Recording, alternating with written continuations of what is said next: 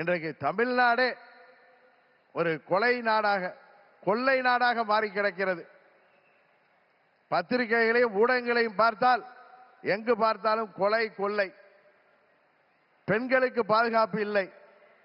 போதை மருந்து பழக்கம், போதை மருந்துக்கு ஒரு ஹப்பாகவே தமிழ்நாடு மாறி இருக்கிறது என்பது வேதனைக்குரியது.